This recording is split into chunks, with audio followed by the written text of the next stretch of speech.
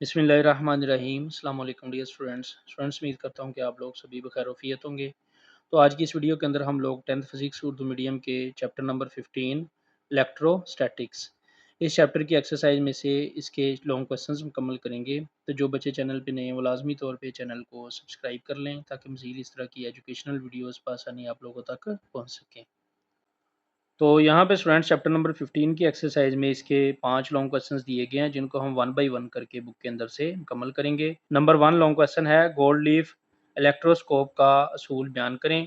ये किस तरह जिस्म के चार्ज की नोयत और मकदार मालूम करने के लिए इस्तेमाल किया जाता है। इसका आंसर पेज नंबर 87 पर दिया गया है। लॉन्ग क्वेश्चन नंबर 1 के आंसर के लिए स्टूडेंट्स आप लोग पेज नंबर 87 पे आएंगे। यहाँ से इसका आंसर शुरू करेंगे। किसी जिस्म पर चार्ज मौजूद है या नहीं, इसका पता लगाने के लिए इस जिस्म को गैर चार्जशुदा इलेक्ट्रोस्कोप की डिस्क के करीब लाया जाता है। अगर जिस्म गैर चार्जशुदा हो तो लीव्स में कोई हरकत या फैलाव पैदा नहीं होता, जैसा कि यहाँ पे ये शक्ल में दिखाया गया है। अगर जिस्म गैर चार्जशुदा हो तो ये लीव्स, ये वाले जो इसके लीव्स हैं ना, इनमें कोई हरकत नहीं होती। और अगर जिस्म चार्जशुदा हो तो इसके लीव्स फैल जाते हैं। ये देखिए यहाँ पे ये फैले हुए हैं। लेकिन अगर जिस्म पॉजिटिव या नेगेटिव चार्जशुदा हो तो इलेक्ट्रोस्कोप के लीव्स फैल जाएंगे। मिसाल के तौर पर अगर जिस्म नेगेटिव चार्ज रखता हो तो इलेक्ट्रोस्टैटिक इंडक्शन की वजह से डिस्क पर पॉजिटिव चार्ज और लीव्स पर नेगेटिव चार्ज जमा हो जाता है, जैसा कि शक्ल 15.8 बे में दिखाया गया है। ये यहाँ पे ये फैल जाते हैं इसके लीव्स। चूँकि दोनों लीव्स एक ही किस्म का चार्ज रखते हैं, लिहाजा वो एक दूसरे को दफ़ा करते हैं और दूर हो जाते हैं। लीव्स के फैलाव की मकदार चार्ज की मकदार के हिसाब से ज़्यादा या कम होती है। अगर चार्ज ज़्यादा हो तो लीव्स के फैलाव की मकदार ज़्यादा होती है, और इसी तरह अगर चार्ज कम हो तो लीव्स के फैलाव की मकदार भी कम होती है। इलेक्ट्रोस्कोप का इस्तेमाल कंडक्टर्स और इंसुलेटर में फ़र्क करने के लिए भी किया जा सकता है। इस मकसद के लिए चार्जशुदा जिस्म को डिस्क के करीब लाएं, मगर छूने ना दें। अगर लीफ जो पहले से फैले हुए हैं वापस सिकुड़ जाएं तो इसका मतलब है कि वो मटेरियल अच्छा कंडक्टर है, क्योंकि चार्ज इसके ज़रिए मुंतकिल हो जाता है। तो यहाँ तक आप लोग लॉन्ग क्वेश्चन नंबर 1 को मुकम्मल करेंगे। लॉन्ग क्वेश्चन नंबर 2 कॉलम का कानून चार्ज्ड पार्टिकल के दरमियान बाहमी अमल को समझने में कैसे मदद देता है। फोर्स का इन्हिसार किन अवामल पर होता है। इसका आंसर पेज नंबर 89 और 90 पर दिया गया है। लॉन्ग क्वेश्चन नंबर 2 के लिए स्टूडेंट्स आप लोग पेज नंबर 89 पे आएंगे। यहाँ से इसका आंसर शुरू करेंगे। कॉलम का कानून, इलेक्ट्रिक चार्ज एक दूसरे को दफ़ा भी कर सकते हैं और कशिश भी कर सकते हैं। इनके दरमियान मौजूद इस फोर्स को इलेक्ट्रोस्टैटिक फोर्स कहते हैं। चार्ल्स कॉलम ने 1785 ईस्वी में ऐसे तजर्बात किए जिनकी बुनियाद पर इसने दो इलेक्ट्रिक चार्जेस के दरमियान मौजूद फोर्स की नोयत और मकदार बयान की। इसे कॉलम का कानून कहते हैं। इस कानून के मुताबिक दो पॉइंट चार्जेस के दरमियान इलेक्ट्रोस्टैटिक फोर्स की मकदार और इन चार्जेस की मकदार के हासिल ज़रब के रास्त मुतनासब होती है, और इनके दरमियान फासले के मरबा के माकूस मुतनासब होती है। फ़र्ज़ करें दो चार्जेस Q1 और Q2 एक दूसरे से फासले R पर हैं।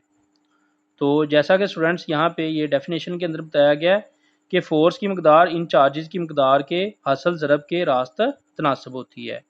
तो ये दो चार्जेस हैं Q1 और Q2, तो फोर्स इनके रास्त मुतनासब है, और इसी तरह इनके दरमियान फासले के मरबा के माकूस तनासब है। तो फोर्स जो है ये फासले के मरबा के माकूस तनासब है, तो इस वजह से ये एफ माकूस तनासब आएगा 1/r²। तो इनको अगर इकट्ठा करके लिखें तो ये आएगा F directly proportion Q1 Q2 और इनवर्सली प्रोपोर्शन आएगा R²। तो ये यहाँ से यहाँ तक लिखेंगे। इसके बाद ये इसका फार्मूला लिखेंगे और यहाँ तक आप लोग लॉन्ग क्वेश्चन नंबर 2 को मुकम्मल करेंगे। Long question number 3 electric field intensity के तस्वर की वजाहत करें। किसी पॉइंट चार्ज और मुतवाज़ी प्लेटों वाले कैपेसिटर्स का इलेक्ट्रिक फील्ड लाइंस की मदद से कैसे ज़ाहिर किया जा सकता है। इसका आंसर पेज नंबर 90, 91 और 92 पर दिया गया है। लॉन्ग क्वेश्चन नंबर 3 के आंसर के लिए स्टूडेंट्स आप लोग पेज नंबर 90 पे आएंगे। यहाँ से इसका आंसर शुरू करेंगे। इलेक्ट्रिक फील्ड, तो यहाँ पे स्टूडेंट्स ये इलेक्ट्रिक चार्ज की आप लोग डेफिनेशन करेंगे। किसी चार्ज के इलेक्ट्रिक फील्ड से मुराद चार्ज के गिर्द वो जगह है जिसमें ये दूसरे चार्जेस पर इलेक्ट्रोस्टैटिक फोर्स लगाता है। ये करेंगे, ये साथ फार्मूला करेंगे। इसी तरह स्टूडेंट्स ये इलेक्ट्रिक फील्ड की इंटेंसिटी की डेफिनेशन करेंगे। तो यहाँ तक पेज नंबर 90 से मुकम्मल करेंगे। इसके बाद स्टूडेंट्स पेज नंबर 91 पे आ जाएंगे, इलेक्ट्रिक फील्ड लाइंस। ये वाला ये सारा लिखेंगे। इसके बाद इसका अलग पॉइंट है, पॉइंट चार्ज के गिर्द इलेक्ट्रिक फील्ड, ये मुकम्मल करेंगे। इसी तरह इसका ये बे पॉइंट करेंगे मुकम्मल, चार्ज शुदा कंडक्टिंग स्फीयर के गिर्द इलेक्ट्रिक फील्ड, ये सारा मुकम्मल करेंगे।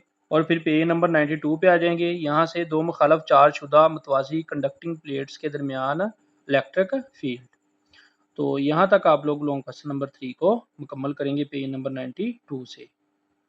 लॉन्ग क्वेश्चन नंबर 4, वजाहत करें कि इलेक्ट्रिकल कंडक्टर्स और इंसुलेटर्स का तर्ज अमल चार्ज के इंतकाल और इलेक्ट्रॉन्स की हरकत के लिहाज से कैसे मुख्तलिफ है। इसका आंसर पेज नंबर 92 और 93 पर दिया गया है।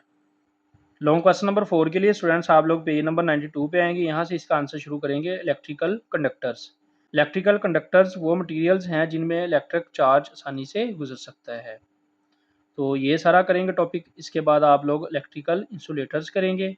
इलेक्ट्रिकल इंसुलेटर्स वो मटेरियल्स हैं जो इलेक्ट्रिक करंट के बहाव में मदद नहीं करते। इनमें इलेक्ट्रॉन्स मजबूती से एटम से जकड़े होते हैं। तो ये सारा लिखेंगे यहाँ तक। इसके बाद पेज नंबर 93 पे आएंगे, ये तजर्बा लिखेंगे और फ्री इलेक्ट्रॉन मॉडल। यहाँ तक आप लोग लॉन्ग क्वेश्चन नंबर 4 को मुकम्मल करेंगे पेज नंबर 93 से। लॉन्ग क्वेश्चन नंबर 5, फैक्ट्रियों में धूल के धमाके, मसनूई कपड़ों के जामद झटके वगैरह जैसे हकीकी खतरात में इलेक्ट्रोस्टैटिक्स का क्या किरदार है। इन खतरात को कैसे कम किया जा सकता है। इसका आंसर पेज नंबर 93 पर दिया गया है।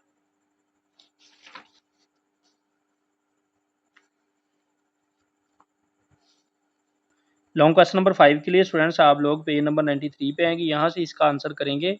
रोज़मर्रा ज़िंदगी में ये जमा शुदा चार्ज मुख्तलिफ असरात पैदा करता है। मिसाल के तौर पर मेटल को छूने पर हल्का सा झटका लगता है, कपड़ों का आपस में चिपक जाना, कंघी करने पर बालों का खड़े होना। सनती जगहों पर यह चार्ज जमा होना ज़्यादा खतरनाक साबित हो सकता है। यह हसास इलेक्ट्रॉनिक आलात को नुकसान पहुँचा सकता है।